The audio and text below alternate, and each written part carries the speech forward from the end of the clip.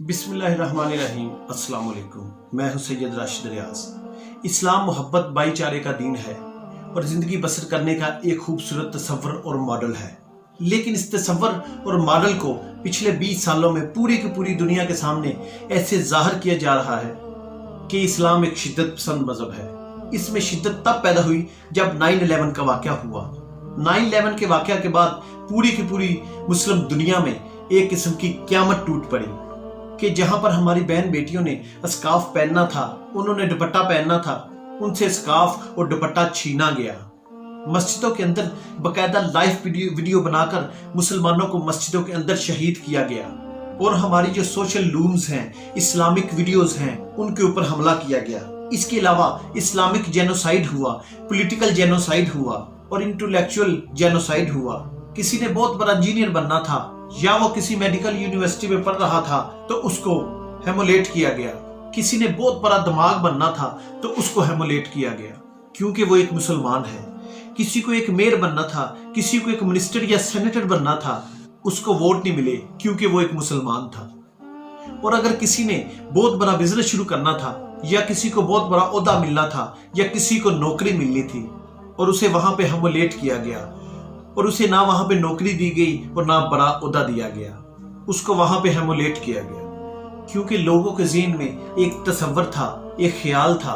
और फिर पूरी की पूरी दुनिया में इस तसव्वुर को मैगजीन के थ्रू, ड्रामास के थ्रू, मूवीज के थ्रू, ब्लॉग्स के थ्रू, मीडिया और सोशल मीडिया के थ्रू इस तसव्वुर को पूरी दुनिया में फैलाया गया। इसको एक कॉन्सेप्ट दिया गया।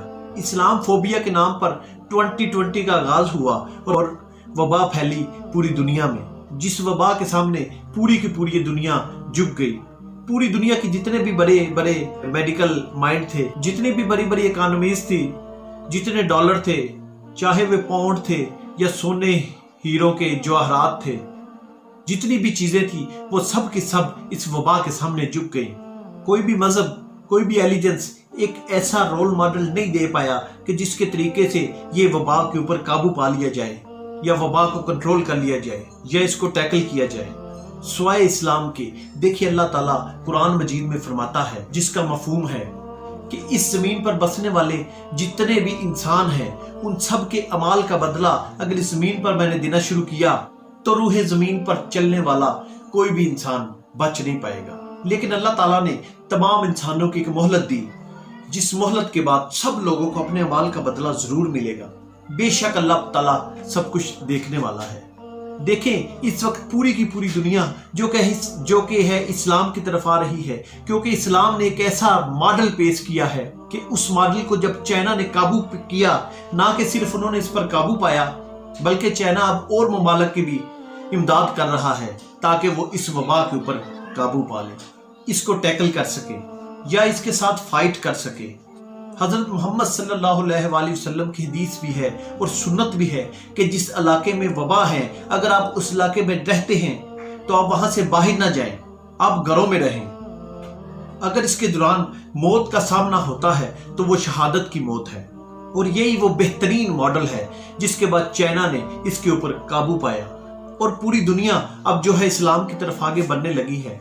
लेकिन ये हम सब के पास एक बहुत बड़ा मौका है, एक शानदार मौका है कि हमें चाहिए कि हम पाकिस्तान को दोबारा उठाएं, हम इस मौके का फायदा उठाएं। एक दफा मुझे कहा गया कि आप अपनी पूरी जिंदगी का खलासा, निचोड़ और फलसफा एक लफ्ज में लिखें, और उस दिन वहां पे मैंने जो लफ्ज लिखा तो वो लफ्ज था पाकिस्तान। उसके बाद मैंने इसको सोशल मीडिया के थ्रू पोस्ट भी किया।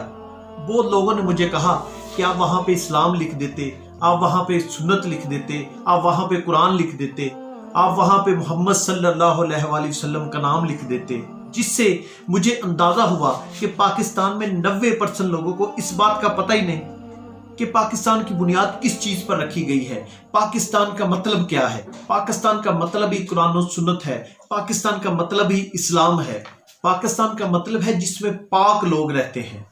पाक लोग कौन है? जो खयानत नहीं करते। पाक लोग कौन है? जो धोखा नहीं करते। पाक लोग कौन है? जो जखीरा अंदोजी नहीं करते, जो मिलावट नहीं करते, जो झूठ नहीं बोलते, जो नाइंसाफी नहीं करते, बल्कि वो लोग हैं पाक लोग जो पाक दिल और पाक बाज होते हैं, जो मर्द आज़ाद होते हैं, जो मर्द गयूर होते हैं। नरम दम गुफ्तगू होते हैं, गरम दम जुस्तजू होते हैं, जो ना सिर्फ अपनी खुदी को बुल्ट करते हैं बल्कि उसकी हिफाजत करना भी जानते हैं। देखें, ये बहुत एक शानदार मौका है हमारे पास कि हम पाकिस्तान को दोबारा उठाएं, हम पाकिस्तानियत को दोबारा उठाएं। अगर हमने इस वक्त पाकिस्तान को दोबारा उठाया, अगर हमने इस वक्त पाकिस्तानियत को दोबारा उठाया, तो याद रखना आने वाले दौर में फैसले आपके हाथ में होंगे। आप लोगों की हाँ और ना में आने वाले दौर के फैसले होंगे। अल्लाह इस पाकिस्तान का हामी और नासर हो।